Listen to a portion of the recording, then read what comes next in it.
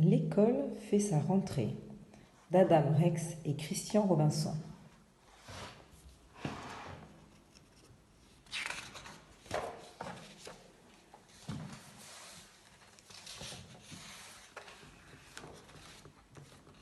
Cet été-là, les travaux ont commencé.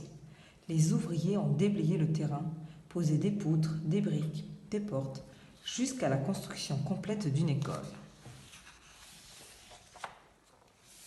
Sur une pancarte au-dessus de l'entrée, on pouvait lire « École élémentaire Frédéric Douglas ». C'est un nom parfait pour moi, pensait l'école. Tous les jours ou presque, un concierge venait prendre soin de l'école. Il lavait ses sols et nettoyait ses vitres. « On est bien, juste tous les deux, lui dit l'école. »« Oh, on ne sera plus seul très longtemps, répondit le concierge. D'abord, les enseignants vont arriver. Puis tes classes seront remplies d'enfants. » L'école grinça. « Des enfants ? » ?»« Oui, toutes sortes d'enfants. Ils vont venir ici pour jouer et apprendre. »« Oh !» répondit l'école. « Et tu seras là aussi ? » ?»« On se verra à la fin de la journée d'école, répondit le concierge. « Ne t'inquiète pas, tu vas adorer les enfants. » Mais l'école pensait que le concierge avait certainement tort.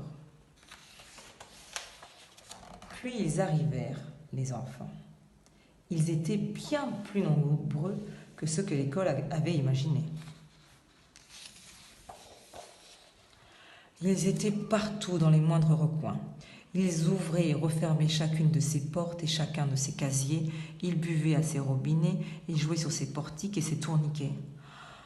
Alors, c'était donc fait pour ça, pensait l'école. Un petit groupe d'enfants plus âgés se rassembla près de la clôture du fond, l'air en colère. « Elle est nulle, cette école, » dit l'un d'eux. L'école en eut le souffle coupé. « Je déteste l'école, » acquiesça un autre enfant aux cheveux bouclés. L'école fut bouleversée. Une toute petite fille avec des taches de rousseur refusait d'entrer dans l'école. Sa mère devait la porter. « Je dois être vraiment horrible, » se dit l'école. Et un peu plus tard, l'école fit gicler l'eau d'un de ses robinets au visage du garçon aux cheveux bouclés. Puis elle se sentit vraiment mal. L'école regarda les enfants s'asseoir sur l'un de ses tapis. La maîtresse annonça : « Nous allons faire le tour du cercle et chacun dira son prénom. » Il y avait un Léo et un Paul et une Rose et un autre Léo et une Emma et un Lucas et une Chloé. C'était au tour de la petite fille avec les taches de rousseur. Mais elle ne voulait pas parler. Elle se contentait de regarder ses chaussures, attendant que la maîtresse passe à autre chose. Elle murmura tout bas : « J'aime pas l'école. » Eh bien, pensa l'école, peut-être que l'école ne t'aime pas non plus. Enfin, les enfants allèrent s'asseoir sur leurs chaises. Tandis que l'école commençait enfin à se détendre, son alarme à incendie se déclencha. Tous les enfants sortirent de l'école. L'école fut très embarrassée. Elle ouvrit grand ses portes pour les laisser entrer à nouveau. « Désolée, dit-elle au premier enfant qui entra. « Désolée, désolée, désolée, dit-elle à chacun des enfants, même à la petite fille avec les taches de rousseur. » À midi pile, l'école était remplie de nourriture, et à midi et demi, elle était remplie de déchets. À l'une des tables, un enfant fit une blague. Un de ses camarades rit tellement fort qu'il lui sortit du lait par les narines. « Me voilà couverte de lait et de crottes de nez, » pensa l'école. Mais elle pensa aussi que la blague était sacrément drôle. Même la petite fille, avec les taches de rousseur, avait ri. Après le déjeuner, les enfants étudièrent les formes. Un rectangle à 4 côtés, dit la maîtresse. 1, 2, 3, 4.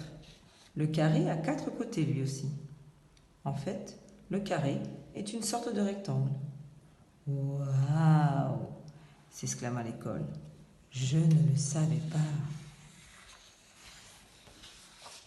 Un peu plus tard, les enfants commencèrent des dessins avec des paillettes et de la colle. La petite fille avec les taches de rousseur dessina l'école. Ça me ressemble vraiment, sauf les paillettes, pensa l'école. On dirait qu'elle me connaît depuis toujours.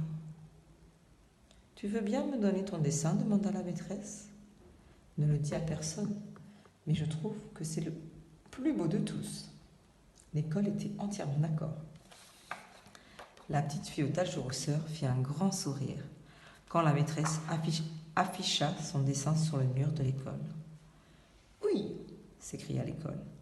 Mais ce n'est pas très grave, pensa-t-elle. À 16 heures, les parents retrouvèrent les enfants et à 16h30, le concierge retrouva l'école. Toutes mes classes étaient remplies d'enfants, dit l'école. J'ai entendu une blague, j'ai déclenché l'alarme incendie, sans faire exprès, mais je ne me suis pas fait gronder. J'ai bien écouté la maîtresse et j'ai même étudié les formes. C'était une sacrée journée alors, répondit le concierge. Tu crois qu'on pourra réinviter tout le monde demain demanda l'école, surtout la petite fille aux taches de rousseur. Le concierge hocha la tête. Je vais voir ce que je peux faire. Bien plus tard, le concierge grimpa sur le toit de l'école et ensemble, ils regardèrent le soleil se coucher. Au début, je ne comprenais pas ce que j'étais, dit l'école. Je pensais que j'étais ta maison. Non, répondit le concierge. Je suppose que ta maison est ailleurs, ajouta tristement l'école. Le concierge acquiesça. C'est vrai, mais toi, tu es une école. C'est une sacrée chance. Et cette fois, l'école pensa qu'il avait certainement raison. Cric-crac, l'histoire se termine là.